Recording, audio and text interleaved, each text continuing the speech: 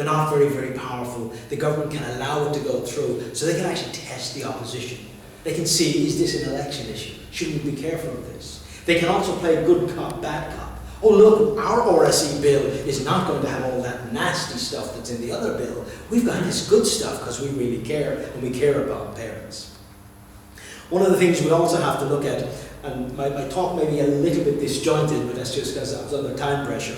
But I mentioned that we're in a war. And in a war, not everyone gets to fly the plane or to drive a tank. Each of us, we may have similar or different roles. And the reason I mention that story is because I came across a story from this woman. She's the wife of Phil Lawler. Some people may know Phil Lawler. He's come to quite a lot of prominence recently. He's an American journalist. But his wife had this little blog about herself and her daughters. And on one of it, she tells this little story concerning abortion. And she says, imagine it's a nice spring day, and this woman, she's out for a walk along the banks of a river. And she notices something in the river, flowing down the river. And she knows that just 100 or 200 yards down, there's a very high waterfall. And as she looks to see what it is, she realizes it's a baby. And she's thinking, that baby's going to die, it's going to go over a fall, it's going to be killed. So she starts looking around for some way to actually stop the baby going over the cliff. And as she's doing that, she notices there are other babies all coming down the stream. So she gathers her friends, and they're all there, and they're pulling the babies out of the water, and they're saving them. Some are getting past, but they're pulling them out. But as she says, at some stage, somebody has to leave the bank of the river and go upstream to find out where are the babies coming from. Because if you don't stop it at the source, you won't correct the problem. Yet, not everybody can do that, but some people have to. So we all have different roles in this battle. And as I've said to people before, abortion is not the ultimate problem, it's a symptom of the problem. The real attack is on the family and on Christian civilization. And that's where you have the RSE, you have the abortion. They're going to sexualize children as young as 4 years of age. Those children will find they're being taught to pleasure themselves. Then they will find out that other people can pleasure them. Then the other thing is in the NCCA submission that they looked for. And when you make your submission to the NCCA, you can do it online. There's a form that you can fill out. They will also give you a template. But I would suggest you to be very, very careful, because online submissions and templates, or online questionnaires and templates, they can be loaded that they will give you a certain answer, such as, why do you think RSE is important? Before they ask you, is RSE important? So if you answer the question, why is RSE important, you have already given in to their agenda because you said RSE is important, even though you weren't actually asked that question, just by the way the questions were phrased. So it would be better to write a submission just on things, look at theirs and fill it out, but put in something. And also don't be afraid to make your submission Catholic. So in the first round of submissions, we made a submission, the Lumen Fide Institute, and it's very, very interesting just to look at the headings that they have. So one of the big buzzwords now around the whole thing of RSE, and you even hear Catholic bishops and organisations talking about it, I need to read up on that, is this whole idea of consent. And what you're witnessing with the use of the term consent is a replacement of traditional morality with moral relativism. Because before you ask somebody, do you consent to something, the first question you must ask is the considered action morally objectionable, or is it a morally good action? Because if it's an evil action, then no one should ever consent to it. But what they're doing is, by consent, that if two young people have consented to this act, there's nothing wrong with it. And so it basically gets rid of all of the morality. And so as we said that, the term consent, the meaning is obvious. It means to agree to do something by a free act of the will. One can consent to kill an innocent human being in its mother's womb. Governments can make it legal to do so. However, that does not make it right. Human beings are moral beings governed by absolute moral norms which cannot and do not change. To try to teach children about human sexuality using a curriculum which seeks to avoid absolute moral norms is not only futile, it represents a danger to those children. To teach children that consensual sexual activity is permissible so long as both parties consent to the act constitutes an abuse of children. And this is what you're actually witnessing, a growth in institutionalized child abuse. They then talk about the whole thing of developments in contraception. And we say again, you enter into an ideological minefield, Children to which our human sexuality is ordered by its nature are proclaimed as a great good. Contraception acts against this good so that people can bypass the natural and sexually healthy outcome of human sexual intercourse. Contraception is therefore intrinsically evil because it acts against a known and great good. And this is also a scientifically unsound problem of describing chemicals which have an abortive nature as contraceptives. Once fertilization has occurred, it is not possible to contracept because conception has already occurred. So again, they talk about factual information, but an awful lot of contraceptives are not actually contraceptives. They actually act in an abortifacient manner. But again, the ideologists, in an unscientific way, try to use the terms conception and implantation interchangeably in order to foster their unscientific agenda. And I say that agenda is clearly shown on page 43 of the research paper done by Professor Mark Morgan and Dr. Celine Keating, and that states that certain Catholic schools refuse to give science-based sexuality education and instead adopt a morally based abstinence-only education approach. Now, anybody who follows the news and follows this in the government and follows the recent introduction of the HPV vaccine to boys in schools will know that abstinence-only sex education approach, if you can get young people to practice abstinence before they get married, and if you have a situation that a young man and a young woman have been sexually pure before they get married, if they remain faithful to one another for life in that marriage, and if they live and if they exercise their sexuality in a normal and natural way, they will never have an unwanted pregnancy. They will never get a sexually transmitted disease. Now the government says that they're trying to cut down on the sexually transmitted diseases. If people follow the teachings of the Catholic Church in their lives, they will never get a sexually transmitted disease. Oh, but that's Catholic. But it's also scientific.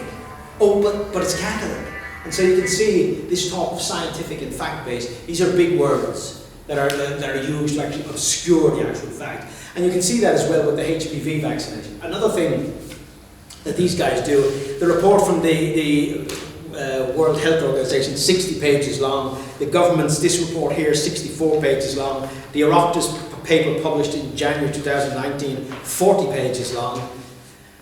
Very few parents have time to read any of these. I then went, when the HPV vaccine was being introduced to boys' school, I went to study the government paper, research paper produced on introducing the HPV vaccination for boys. 463 pages long. And I just thought, why does it take you so much ink and paper to produce your thing? And one of the things that was very, very strange in that report, now I didn't do a detailed research on it, but one of the things they were afraid of is inequality. If girls get the HPV vaccine, that's not fair to the boys. I mean, I don't make this stuff up, but this is about equality. It's not fair that we're treating the girls and not the boys. The other thing is when they talk about factual information, Minister Simon Harris had a thing where he basically said that, oh, be very, very careful of internet blogs and people like me probably who give you false information about HPV. But one of the things that parents are not being told about the HPV vaccine for boys is that the main way of contracting HPV in males is male-to-male sexual activity. Homosexual males, who account for probably in or around 2% of the population, or sorry, between lesbians and homosexuals, about 2% of the population, not the 10% that's commonly thrown out there. So why are they giving this to the boys? The document is quite good as well because it talks about the transmission rate from males to females is higher than the transmission rate from females to males. So it's very unlikely that a female will transmit HPV to a male, more likely that a male will transmit it to a female. But in the area where there's high growth, male to male, men who have sex with men, MSMs as they call it. And that's the area, but they don't actually mention that to the parents. They say, oh, we want to protect your children, and yet the minister talks about being scientific and factual. The other thing that people need to understand in this whole area is the promotion of homosexuality, is that there's a medical cover-up going on with regards to homosexual behaviour. The disease rates amongst homosexuals in sexuality, the percentage of homosexual men who are active who will end up wearing a colostomy bag towards the end of their life, the percentage of homosexual men who end up with anal cancer. And they don't talk about this. You know, so you have that singer that came on, you know, and he's being lauded as being very, very courageous because he's talking forthrightly about the fact that he has anal cancer. But there's no mention about, well, how did he get it? The same thing, you have a young girl, and again, this is nothing to do with her, but there's a young girl that's been lauded as the champion of the HPV. She died from cervical cancer. Now, HPV is a sexually transmitted disease, but we're not allowed to ask the question, how did she contract it, a young woman, if it's a sexually transmitted disease? Because that would be, well, that's moralizing and stuff. And you'll get this thing that we shouldn't be moralizing. But again, let's have a look at our society. We had a problem in the health service with people dying from lung cancer due to smoking. The government had no problem moralising there. You can't smoke in the pub, you can't smoke on the bus, you can't smoke in the airport, you can't smoke. We had a problem with deaths on the road, and I know this because my parents actually appeared on RTE many, many years ago. My sister died in a car accident just outside Castlebar over 30 years ago. And my parents were on RTE then. So what did they do? They had the drink driving ban, they had the campaigns, remember those ads where the guys having a few pints in the car and blood and little girl is killed and all that sort of stuff. So in the area of smoking and the health problems caused, in the area of drink driving and the health problems caused, the government tackled the behaviour that causes the problem. In the area of human sexuality, HPV, sexually transmitted diseases, they don't want to tackle the behaviour. Why do they not want to tackle the behaviour? Surely, if you want to prevent something, don't engage in the behaviour that causes it. But that's a no-no because we have to promote, we have to be tolerant, we have to be all of these things. So that's consent. The other area they talk about is healthy, positive sexual expression and relationships. And again, the way this area is expresses another problem in the whole matter of how human sexuality is developed. There's a consistent use of different terms, but there's no definition as to what any of those terms mean. What is meant by positive, healthy sexual expression? How is it determined if that expression is healthy? And again, from a scientific and factual basis, the healthiest use of human sexual expression, that is, human sexuality expressed in a way that benefits both the man and the woman, comes from following the teachings of the Catholic Church on human sexuality. And these teachings are both scientifically observable to benefit all of humanity and to respect the rights and duties of men. Sexual intercourse is the preserve of marriage, which can only occur between one man and one woman. There should be no sexual activity outside of marriage. The purpose of marriage, indeed of our human sexuality, is the procreation of children and their subsequent education. Interestingly, those who follow these teachings faithfully, they'll never have to worry with that. But the standards set by the Catholic Church are very, very high, and we should only want the very best for our children. So many people, including those Catholics who are trying to live up to these high demands, they'll fail at times. We all fail. But the Catholic Church provides the graces necessary to recover from the sins in this area through our sacraments. But we should not fail to teach the truth, even to children, just because living according to the truth is difficult.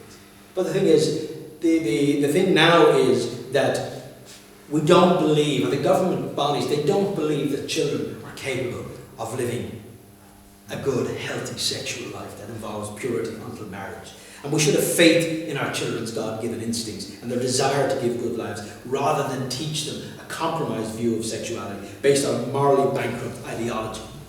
Another thing that the government is very, very interested in, and this has become very, very key in recent times, the safe use of the internet. So one of the greatest scourges in modern society is the plague of internet pornography. And the solution to this problem is quite simple, if only the government wasn't so heavily invested in false ideologies. The government should make it illegal to broadcast pornography on the internet, and they should pass legislation with very stiff penalties for the internet service providers, the likes of Aircom, the likes of these guys. These guys make money on pornography. They get advertising revenue. They get all of that sort of stuff. The government, when I was researching this, I came across an article from 2018 in the Irish Times. One of the European pornography companies had its base in Dublin, and in the year 2018 they made 18 million profits. That's only a holding company in Dublin. All the stuff was produced elsewhere. They were using the cheap tax base of Ireland to do that, and the government was quite happy to take the money off them. And you had that recent case in Dublin of the young child that was killed, the young girl that was murdered up in Lacken. And again, there was a connection between internet pornography and this murder. And yet the government has done nothing to actually block it. Because, we can't be moralising. Well, what about the revenue from this? And all of that sort of thing. Social media, its effects on relationships and self-esteem is another thing. And again, social media can be very beneficial, but it can become addictive. LGBTQ plus matters. Now, I am against anti-LGBTQ plus ideology. I'm not against any gays or lesbians. I'm not against anybody. I love everybody. But if you really love somebody, you want what's best for them. But the thing is, people have uncritically accepted LGBTQ ideology. There are no transgender people. There are no men walking around in women's bodies. There are no women walking around in men's bodies. We can scientifically prove this. If some person who claims to be transgender comes in, we can take a DNA sample and we can tell exactly what their gender is. Now there's all this talk, oh, gender and sex are different. No, they're not. Who said that? In language, maybe, you've got the French language, neuter. But gender and sex are not different. I'm a man. My DNA proves it. Everything else about me shows that I'm a man. I can take female hormones and do that sort of thing. Another area that's not being looked at is that young children who are identifying as a sex or gender other than the one that they're actually belonging to, if they're taken before puberty and given puberty blockers and then injected with the cross hormone from the other sex, those children will be sterilized for life. And what will actually happen in the girls will not produce ova and the boys will not produce sperm. And that is irreversible. They may be able to get treatment and come back to it, but the fact that they will be made infertile cannot be reversed. And again, these people who want to talk about truth and objective factual information, they do not give that information.